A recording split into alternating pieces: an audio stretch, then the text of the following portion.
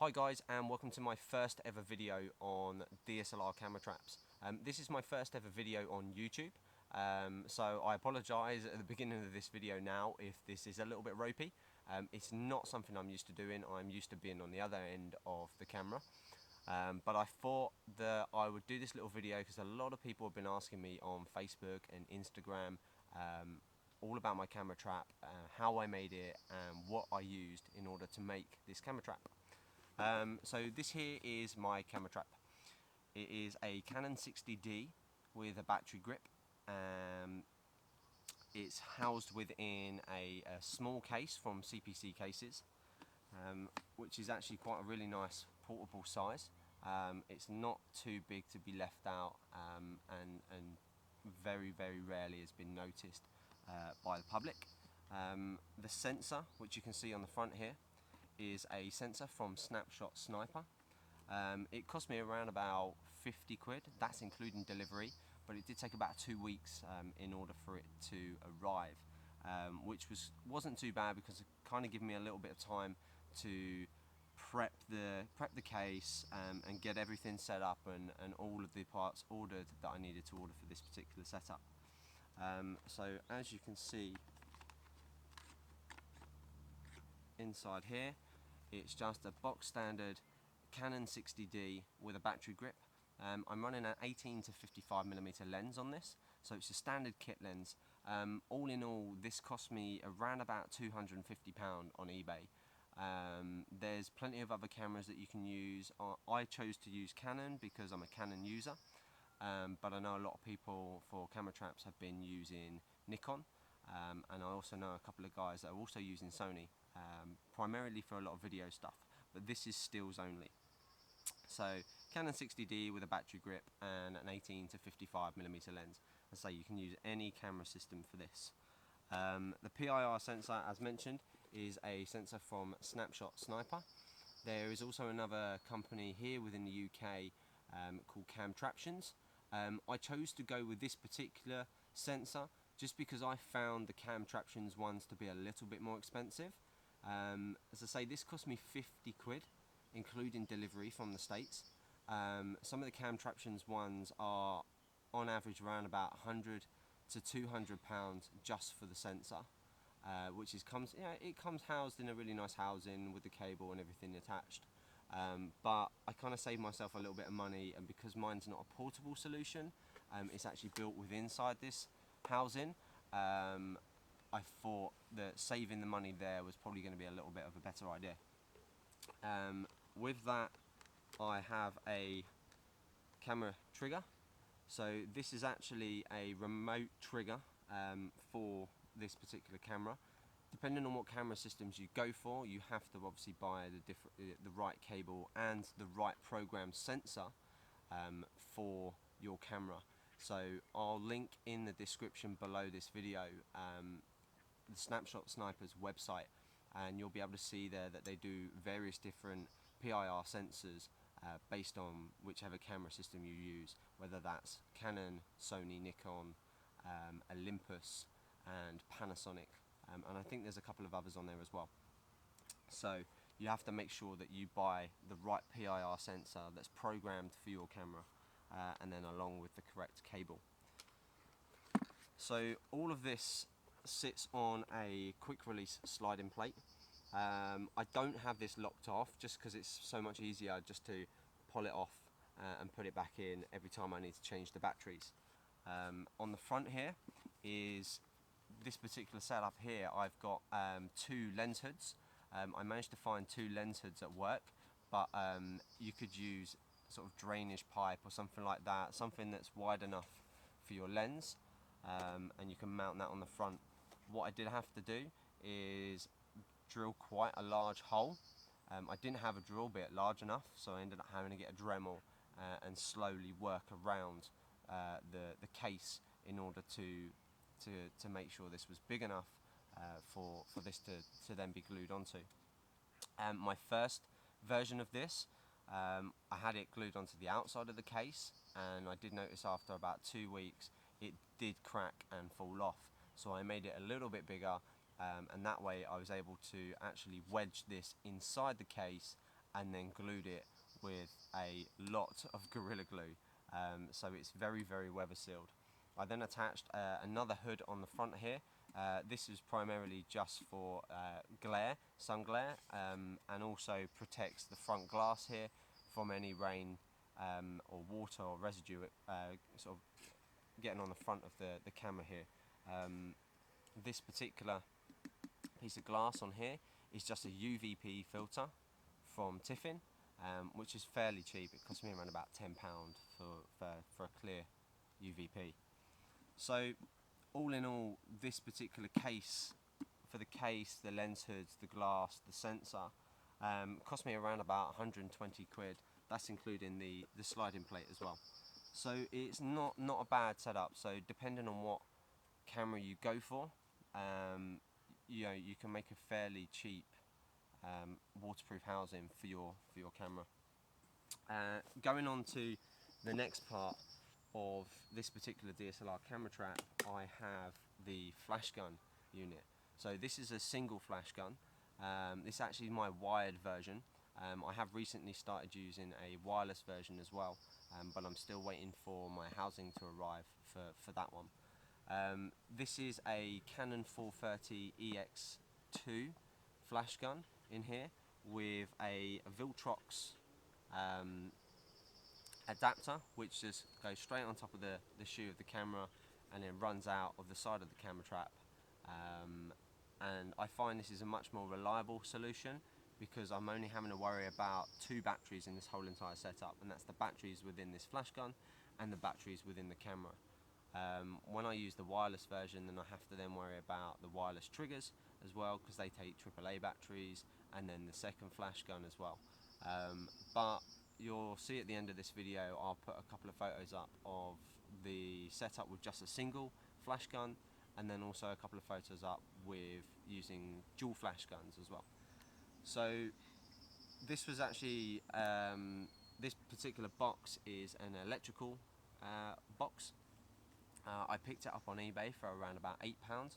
It took me a while to get the right size, and since I should have ordered another one, since I've not been able to find one exactly the same size. So what I decided to do with this, inside here I have, as I say, the 430 EX2, which is quite a nice small compact size. I managed to rotate it round so I can use the dials here, so that I don't always have to unscrew the 4 bolts on this particular box.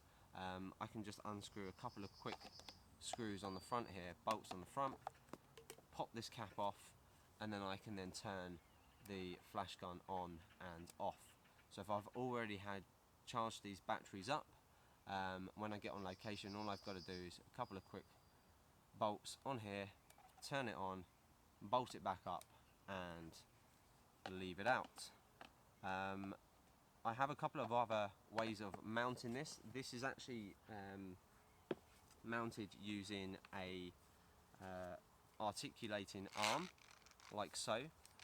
I've got a couple of different versions of this, some smaller ones and this quite meaty version as well, along with a clamp, which I either clamp to a branch, or sometimes I even clamp to the foot of the camera trap.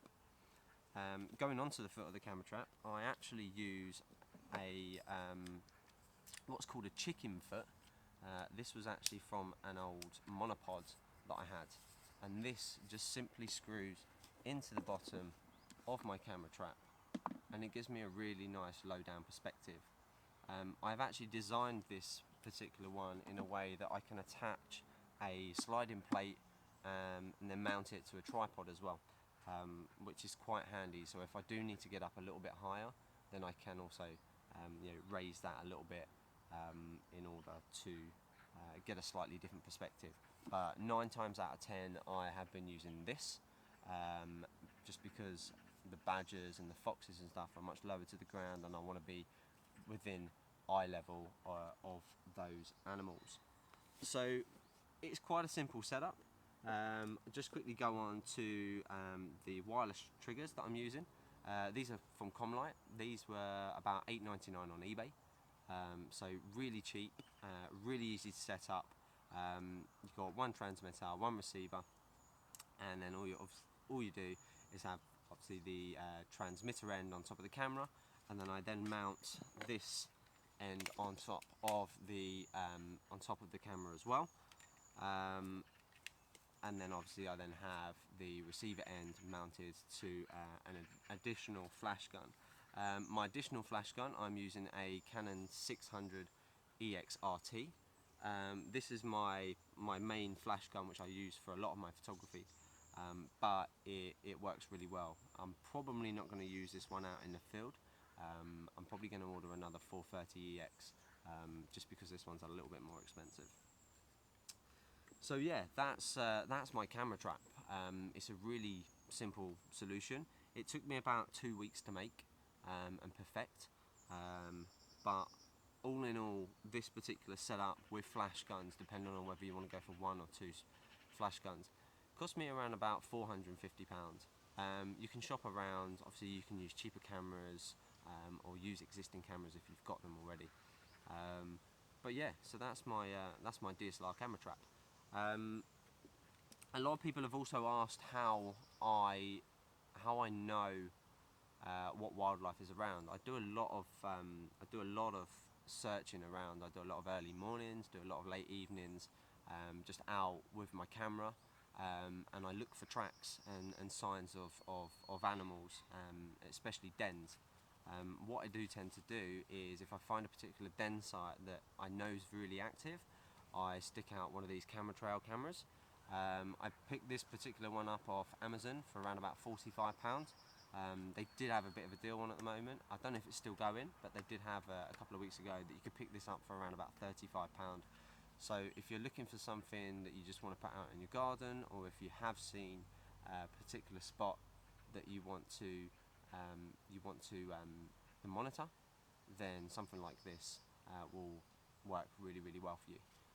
As I say, I picked this up for around about £45, and we've been able to get some really, really good footage and study the wildlife within our local area here. So yeah, that's my camera trap setup. All of these little bits and bobs, so all of my flash guns, the clamps, and so on, are all housed within a nice pelly case as well. So it just keeps everything neat and tidy. I'm quite a perfectionist. I like things to be neat and tidy. So this little solution works really, really well for me, and it's just easy for when I want to go from A to B. I can just have everything stored within inside the pelly case, and it just keeps it, yeah, as I say, neat and tidy. I can just pull it all out, set it up, and then go away with the pelly case, and then when I come back, I can put it all back in again. So yeah, that's my DSLR camera trap setup. If you've got any questions or queries, please feel free to leave a comment in the comment section. I will be happy to answer any questions that you have. If you're looking to get into DSLR camera traps, please follow my Instagram page at DSLR_camera trapper. There you'll be able to follow my journey. You'll be able to follow my Instagram stories. I post weekly Instagram stories when I've gone out and I've set the camera trap up. So yeah, you'll be able to follow everything I do there. Hopefully maybe we'll be able to do another video soon. Probably what I'll do is I'll maybe go out on location, and we'll set up the camera trap so you can see how I set it up and how I set up my lighting. So there you go, that's the insight to my camera trap. I hope you guys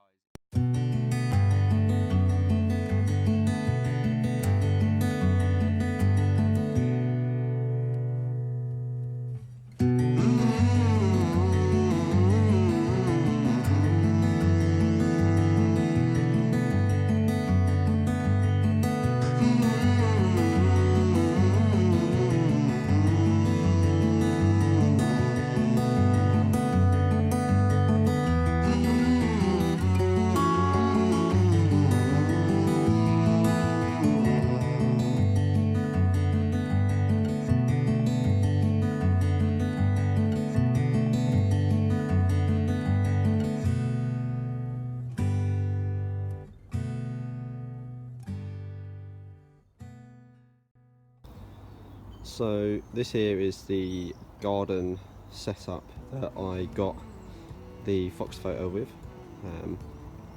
As you can see, I've got some props here. The Fox comes underneath the fence here, so I've decided to lay this out with a couple of props. I've got one flash gun over here which is hardwired to the camera trap, and then inside the camera trap I've then got a wireless trigger which is then connected to this flash gun over here. I haven't made a box for this one yet because I'm waiting on a new flash gun to arrive, but eventually I'll have a box, so now I have two flash guns set up, quite possibly a third one as well. So there you go, this is my garden setup and this is what it looks like.